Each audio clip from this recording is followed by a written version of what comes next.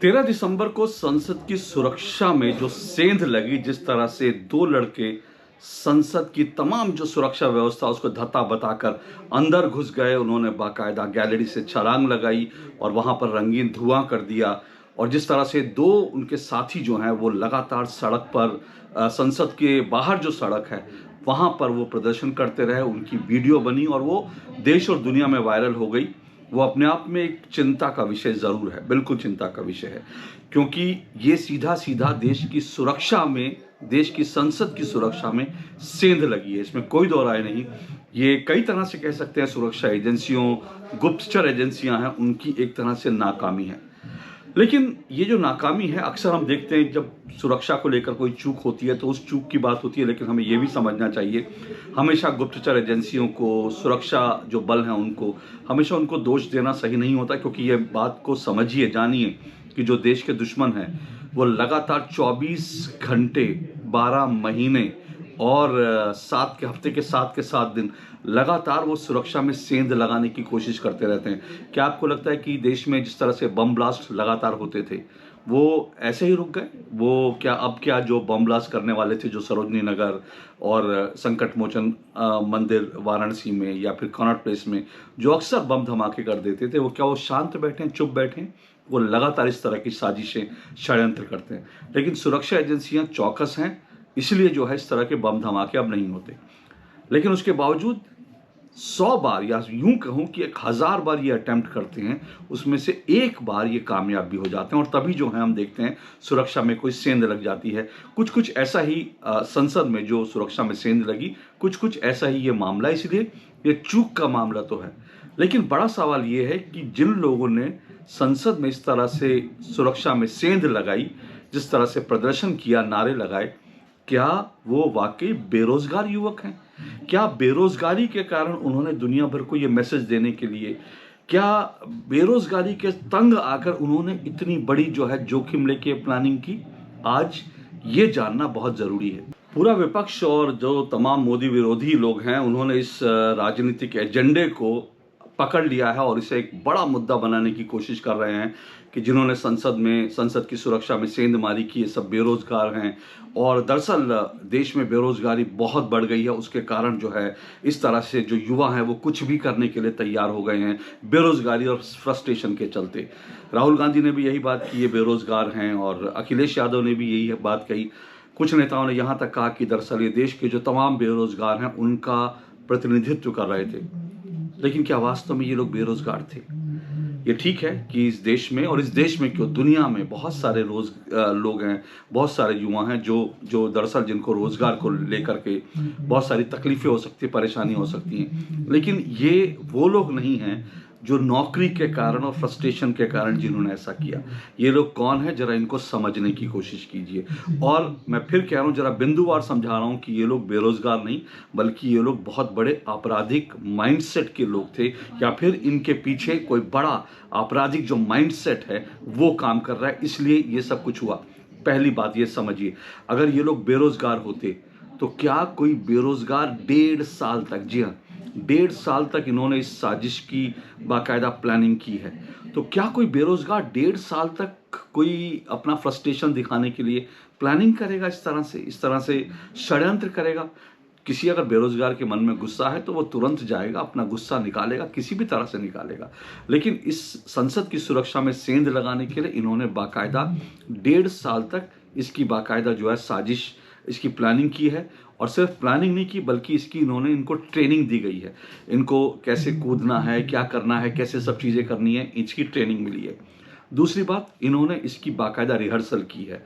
कोई बेरोजगार व्यक्ति जो है कुछ अगर करना है, अपना फ्रस्ट्रेशन, गुस्सा दिखाना है, तो उसके लिए वो तैयारी, मतलब उसके लिए रिहर्सल नहीं करेगा।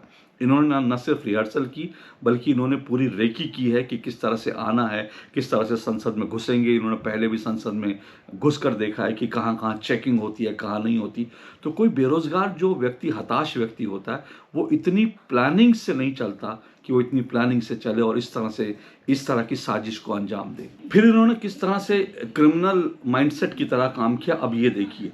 बाकायदा जब इन्होंने देखा कि जूते में जो है जूतों में इस तरह से सुरक्षा एजेंसियां जूतों को लेकर बहुत ज़्यादा पड़ताल नहीं होती, तब भी इन्होंने देखिए प्लानिंग कैसी थी। इन्होंने नए जूते खरीदे और बाकायदा उस नए जूते से, ये जो उत्तर प्रदेश का इसमें एक लड़का था लखनऊ का, जो दरअसल जो है रिक्शा चलाता है, उसने क्या किया, उसने इलेक्ट्रिक रिक्शा चलाता है, उसने बाकायदा मोची के पास जाकर उन नए जूतों के अंदर डिफरेंट तरह की सोल लगाई, ऊंची सोल लगाई, ताकि पता ना चले कि भाई इस सोल के अंदर भी कुछ हो सकता है, क्योंकि उनको वहां जगह चाहिए थी सोल के अंदर। बड़ी एक ऊंची सोल लगवाई गई अलग से, उस सोल के अंदर जो है बाकायदा छेद किया गया। छेद करने के बाद उसमें एक जगह बनाई गई जिसको कैविटी बोलते हैं, कैविटी बनाई, और कैविटी के अंदर उन्होंने जो स्मोक कैनिस्टर थे वो वहां पर छुपाने की जगह बनाई। अब ये देखिए ये कितने शातिर दिमाग के हैं।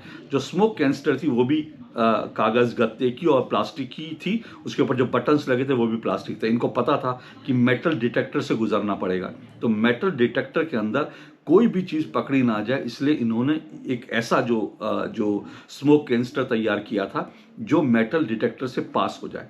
तो सोचिए कितनी तैयारी की थी। फिर उसके बाद देखिए अगला इनका कदम देखिए किस तरह से मैं बता रहा हूँ, ये शातिर ये जो हैं लोग थे। अब इन्होंने ये सब कुछ उसके बाद इसके साथ साथ करा, और इसके साथ साथ इन्होंने प्लान ए और प्लान बी बनाया था। यानी इनको था कि इनका किसी भी तरह से इनको इस घटना को अंजाम देना है। प्लान ए प्लान बी बनाया गया कि अगर ये प्लान नाकामयाब हो जाए तो दूसरा प्लान। आप सोचिए कोई बेरोजगार है, हताश है, तो क्या वो कोई चीज करने के लिए plan A plan B plan C इस तरह से बनाएगा? कतई नहीं। तो इस तरह से इन्होंने इस घटना को अंजाम देने के लिए इस तरह की पूरी प्लानिंग की थी। अब उसके बाद देखिए इनका शातिर दिमाग जो है, किस तरह से ये लोग शातिर, बिल्कुल अपराधियों का जो माइंडसेट होता है। इसमें जो ललित झा है, जो इनका मेन हैंडलर था, वो सबके मोबाइल लेकर के जो है निकल जाता है, राजस्थान जाता है। राजस्थान में जाकर के ये सारे मोबाइल जो है डिस्ट्रॉय करता है, जला देता है। अब तक हमने सुना था कि जो अपराधी है वो मोबाइल फेंक देते हैं या कुछ ऐसे करते हैं। ये कितने शातिर अपराधी थे उससे समझिए कि इन्होंने बाकायदा सबूत मिटाने के उन मोबाइल्स को जला दिया, तोड़ दिया, जला दिया। और इस तरह से इन्होंने उसके बाद ये सब करने के बाद ये वापस आ गया। खबर ये भी आई है इनके बारे में, ये भी जानकारी मिली है कि इनको जो मैसूर बुलाया गया था, इनकी मीटिंग्स होती थी बाकायदा, इनको जो मैसूर बुलाया था उसके लिए ललित झा ने जो है इनको ट्रेन की टिकट मुहैया कराई। कुछ खबरें ये भी आ रही हैं कि इनमें से जो कुछ लड़के हैं वो बाकायदा दिल्ली प्लेन से भी आ जा रहे थे। फिर इनके जो आपराधिक जो शातिर मानसिकता, उसका एक और बड़ा सबूत कि ये लोग बाकायदा इन्होंने पहले व्हाट्सएप ग्रुप तो बनाए थे, लेकिन आपस में ये टेलीग्राम से बात करते थे। क्योंकि हम आम लोग तो नहीं जानते, लेकिन जो लोग थोड़े से जानकार हैं उनको मालूम है कि अभी जो है टेलीग्राम और जो इस तरह की जो चीज़ें हैं, यहाँ पर जो फ़ोन कॉल होती हैं उनको डिटेक्ट करना मुश्किल होता है। तो ये पूरी घटना को जिस तरह से अंजाम दिया गया वो साफ साफ दिखाता है कि दरअसल ये लोग शातिर अपराधी थे या हैं। इनका कोई बैकग्राउंड ज़रूर नहीं है, लेकिन इनके पीछे जो है जो दिमाग काम कर रहे थे वो बहुत ही शातिर, बहुत ही चालाकी से ये लोग काम कर रहे थे। और इसलिए ये सिर्फ बेरोजगारी की बात करना ठीक नहीं। अब आप ये भी देखिए, इनमें जो ललित झा है, अगर ये बेरोजगार है तो वो स्कूल में टीचर था, लेकिन उसने स्कूल में टीचिंग अपनी नौकरी छोड़ करके बाकायदा उसने कोचिंग सेंटर चलाना शुरू किया। तो जो अपनी नौकरी छोड़ करके कोचिंग सेंटर चला रहा है, इसमें एक और लड़का जो है वो ड्राइवर था पहले, उसने ड्राइवर की नौकरी छोड़ी, उसके बाद जो है अपना जो है इलेक्ट्रॉनिक रिक्शा चलाने लगा।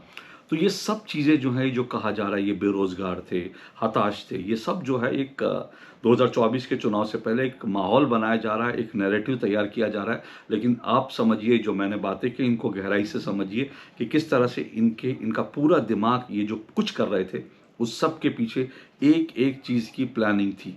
और कोई बेरोजगार हताश व्यक्ति प्लानिंग करके शातिर अपराधी की तरह किसी बात को अंजाम नहीं देता। इस बात को समझिए। आज के लिए इतना ही। नमस्कार।